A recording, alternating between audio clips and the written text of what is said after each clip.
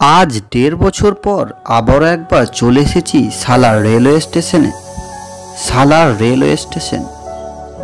সালার railway station শুধুমাত্র ট্রেনে চাপার বা নামার জায়গায় নয়, সেটা আমাদের গর্ব, আমাদের সম্মান, যা যোগাযোগ ব্যবস্থাকে অনেকটাই সরল করতে সাহায্য করে।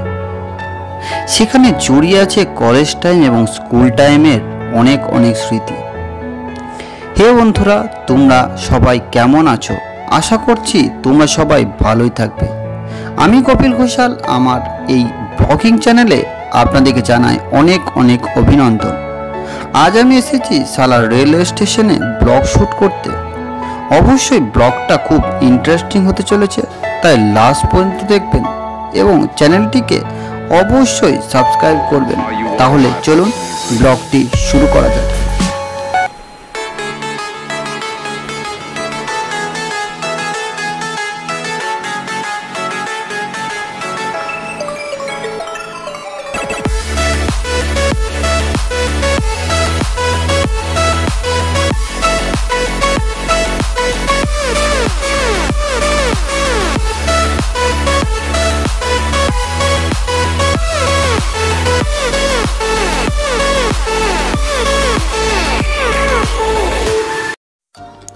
সালার রেলওয়ে স্টেশন হলো পূর্ব রেলওয়ের হাওড়া রেল বিভাগের অবস্থিত একটি রেলওয়ে স্টেশন।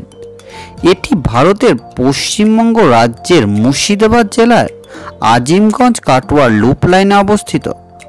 1913 সালে ইস্ট ইন্ডিয়ান রেলওয়ে কোম্পানির আজিমগঞ্জ কাটোয়া রেলওয়ে বিভাগে লুপ লাইন বা কর্ড লাইন তৈরি করে। এই ট্র্যাকটি ভাগীরথীর পশ্চিমে পশ্চিমবঙ্গের রাজ্যের মুর্শিদাবাদ ও বর্ধমান জেলার মধ্য দিয়ে অতিক্রম করে। এটি ব্যান্ডেল কাটোয়া লাইনের সম্প্রসারিত অংশ।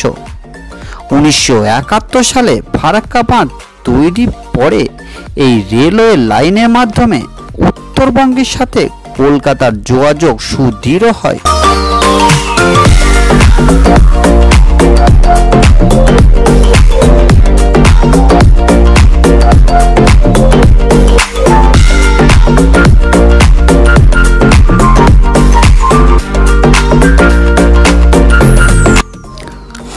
আজ থেকে 5-6 বছর আগেও সালার রেলওয়ে স্টেশনের এমন অবস্থা ছিল না। তখন ছিল 2টি প্ল্যাটফর্ম। করোনার ভয়াবহ আক্রমণের সময় একটিও লোকের দেখা মেলেনি এই সালার রেলওয়ে স্টেশনে। যখন চারিদিকটা ছিল ফাঁকা আর ফাঁকা। 1 থেকে 2 বছর পর আবারও একবার সালার রেলওয়ে স্টেশনে পা রাখলাম। এখন রেলের আপগ্রেডেশনের সঙ্গে সালারে ইলেকট্রিক ট্রেন হয়েছে। খুবই কম সময়ে ব্যবধানে আমরা এক জায়গা থেকে অন্য জায়গা যেতে পারছি।